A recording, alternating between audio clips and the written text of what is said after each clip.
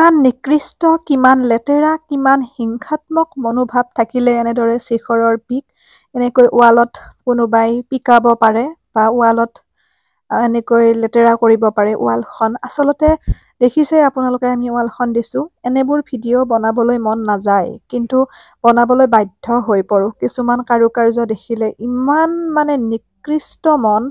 যোৱাকালিও আচলতে এনেকৈ ৱালখনত বহুত বেছিকৈ পিকাইছিল, কিন্তু মই ভাবিলোঁ ওপৰত যিহেতু গছ গছনি আছে হয়তো চৰাইও লেতেৰা কৰিব পাৰে। তাৰপিছত দেউতাই চাফ কৰি দিলে, অকণমান সময় লাগিছে যাবলৈ। তাৰপিছত ভাবিলোঁ হয়তো চৰাই কিবা লেতেৰা কৰিব পাৰে আৰু, কিন্তু দেউতাই কৈছিল যে নহয়, সেয়া শিখৰৰ পিকে হয়। কিন্তু তেনেকৈ থাকি গ'ল। আজি আকৌ ৰাতিপুৱাই এনেকৈ দুঠাইত মানে শিখৰেৰে কোনোবাই পিকাই থৈছে, আৰু ৰাস্তাটো আপোনালোকে দেখিছে কিমান বহল হয় বা ছাইডত কিমানখিনি ঠাই আছে। মানে কোনো যুক্তি নাই তেনেকৈ যে ৱালখনত পিকাব লাগে বা শিখৰ খাই পেলাই লেতেৰা কৰিব লাগে। কিবা যুক্তি থাকিব পাৰে নেকি? যদিহে মাজতে ৱাল এখন থাকিলেহেঁতেন, তেতিয়া যাই থাকোঁতে কোনোবাই ছাইডত পিকাইছে, সেইটো এটা বেলেগ কথা। কিন্তু চাওক কিমানখিনি ঠাই আছে, তাৰ পিছত কোনোবাই পিকাও বুলিয়ে পিকাব লাগিব এনেকৈ শিখৰেৰে। আচলতে ভাষাহীন হৈ যাওঁ, মানে কি বুলি ক'লে এই লেতেৰা চামটো মানে সঠিক ৰূপত আহিব, কেনেকৈ সমাজ এখন মানে কি ক'ম, সমাজত আৱৰ্জনা হৈ আছে এইবোৰ মানুহ। আচলতে পৃথিৱীত জীয়াই থকাৰে অধিকাৰ নাই এইবোৰৰ। ইমান মানে স্কুলত যোৱা শিক্ষাৰ মানদণ্ড এয়াই নেকি? লাজ পাওঁ আচলতে এনেকুৱা ধৰণৰ। ধৰি লওক গাঁওখনত বাস কৰাৰ পিছত যেতিয়া কিছুমান এনেকুৱা ধৰণৰ লেতেৰা মনৰ মানুহ থাকে, নিজক নিজে ঘিণ লাগে। মানে কিমান কওঁ কিছুমান ভিডিঅ'ত, তথাপিও কোনো ধৰণৰ মানে কাণ সাৰ নাই। আচলতে মই দায়িত্ববোধ বুলি ভাবিয়ে ভিডিঅ'টো বনাইছোঁ, দেখুৱাইছোঁ আপোনালোককো। চাওকচোন এইবোৰ কাম জানো কৰিব পাৰে? মই জানো তেওঁলোকে মোৰ ভিডিঅ' চাই দুবাৰলৈও চাব, তিনিবাৰলৈও চাব, কাৰণ যিহেতু মোক ইমান ঠিক নাপায়, ভাল নাপায়। নিজেও একো এটা নকৰে, আনে কিবা এটা কৰিলেও তাত জ্বলি পুৰি মৰে আগুৱাই যোৱাত। পিছলৈ কেনেকৈ ঠেলিব পাৰি তাৰ মানসিকতা। কোনোবাই কিবা এটা ভাল কাম কৰিলেও তাত সহযোগ কৰিব নোৱাৰে। মানে কি মানে চাওকচোন কেনেকুৱাকে কৰিছে। মোৰ মানে লাজ লাগিছে, লগতে মানে বেয়াও লাগিছে তেওঁলোকৰ ঘৰখনৰ ওপৰত, যাৰ ল'ৰা ছোৱালীয়ে এনেকৈ পিকাইছে। মানে মাক দেউতাকে সৰুৰ পৰা এই শিক্ষা, এই জ্ঞান দিছে। আচলতে ঘৰখনে যিহেতু আমাৰ শিক্ষাৰ কঠীয়াতলী, গতিকে ঘৰখনৰ পৰা শিশু এটাই যিখিনি মানে তেওঁলোকৰ জ্ঞান সেইখিনি আহৰণ কৰে, বা সন্মান, মান সন্মান কেনেকৈ কৰিব লাগে সেই বস্তুখিনি ঘৰখনৰ পৰাই আহৰণ কৰিব লাগে, বা কেনেকুৱা এটা মানসিকতা গঢ় লৈ পেলাই সমাজ এখন, সুস্থ সমাজ এখন আমি গঢ়াত সহায় কৰিব পাৰোঁ, এইবোৰ ঘৰুৱা শিক্ষা হয়। আমাৰ মা দেউতাই সৰুৰ পৰা আমাক যিটো দেখুৱাইছে আমি সেইটোৱে গ্ৰহণ কৰিছোঁ। যদি তেওঁলোকে ভাল শিকাইছে ভাল হ'ব, যদি তেওঁলোকৰ নিজৰে ব্যক্তিত্ব বা নিজৰে স্বভাৱ চৰিত্ৰ বা ধৰি লওক তেনেকুৱা ধৰণৰ ঠিক নহয়, তেতিয়া ল'ৰা ছোৱালীয়ে তাত কেতিয়াও সঠিক হ'ব নোৱাৰে। আৰু এইবোৰ কাম এনেকুৱা লেতেৰা কৰা বা শিখৰৰ পিকোৱা, কিবা কৰা, এইবোৰ বহুত দূৰ দূৰণিৰ মানুহ কেতিয়াও নাহে, কোনো কাৰণত হ'ব নোৱাৰে। নিশ্চয় ওচৰ চুবুৰীয়াৰ মানুহে হ'ব লাগিব। সেইটো এটা সকলোৱে জানে, বা সেইটো এটা সকলোৱে জানিব লগা এটা কথা। গতিকে নাপায়, এইবোৰ নকৰিব ধেত তেৰি। এতিয়া চাওক, মই এই ভিডিঅ'টো এই কাৰণেই বনাইছোঁ, অকল যে মোৰ ঠাইত আছে এনেকুৱা নহয়, বিভিন্ন ঠাইত। আৰু অকল এই মোৰ ৱালখনত যে পিকাইছে সেইটো এটা কৈ পেলাই মই ভিডিঅ'টো বনাইছোঁ যে তেনেকুৱা নহয়। ৰাস্তা ঘাট বা বিভিন্ন ঠাই, সেইবোৰত আমি এনেকৈ পিকাব নালাগে আচলতে। শিখৰৰ পিক বা কিছুমান আৱৰ্জনা বস্তু আমি ৰাস্তাত পেলাব নালাগে।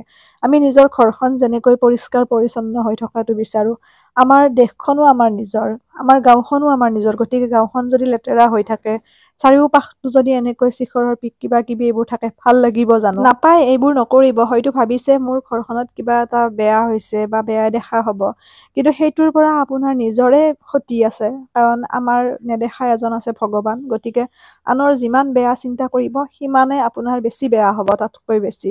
গতিকে এইবোৰ মানসিকতা এৰক, একদম মানে কি ক'ম, লাজ পাওঁ জানেনে। পথাৰত নেট কাটিছিল যোৱাবাৰ ধানৰ খেতিৰ সময়ত, অকল যে মোৰ ঘৰত কৰিছে তেনেকুৱা নহয়, বহুতৰে কৰে। কাৰণ কিছুমান থাকে তেনেকুৱা নিকৃষ্ট মন, যিয়ে নিজে একো এটা নকৰে আৰু আনে কৰিলেও তাৰমানে তেওঁলোকে সহ্য কৰিব নোৱাৰে। গতিকে এই মনোভাৱবোৰ ত্যাগ কৰি পেলাই এটা ভাল মনোভাৱেৰে আগুৱাই যাওকচোন। ভাল কিছুমান কাম কৰি পেলাই ভাল লাগে।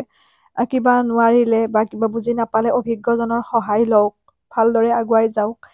কিন্তু এইবোৰ শিখৰৰ পিক পিকাই, কাৰোবাৰ পথাৰত খেতি কৰিলে নেটখন কাটি পেলাই কিনো সন্তুষ্টি পায়? কাৰোবাৰ জীৱ-জন্তু এটা পোহনীয়া এদিন গ'লে মাৰি পেলাই, সেইবোৰৰ পৰা আপোনাৰ নিজৰ ক্ষতি আছে, যিয়ে এইবোৰ কাম কৰে বা কৰিছে।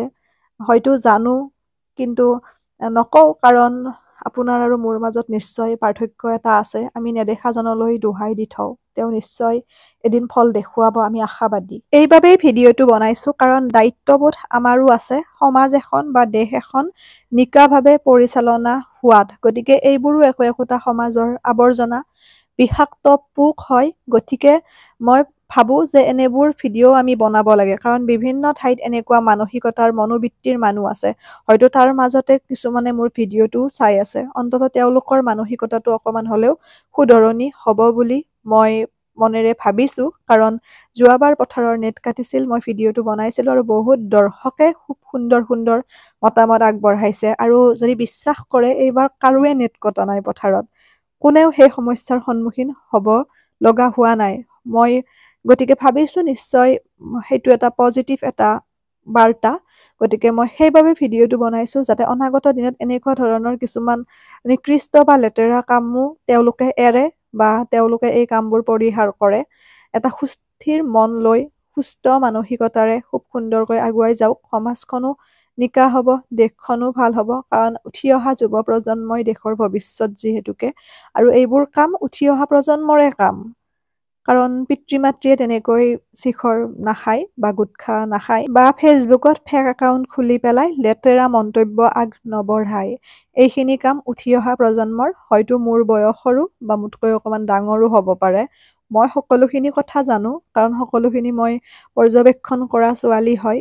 কিন্তু মই তেনেকৈ একো মতামত বা আগ নবঢ়াও, তেনেকৈ একো এটা মই নাযাওঁ বিতৰ্কৰ মাজলৈ। বেয়া পাওঁ যিহেতুকে হাই উৰুমি।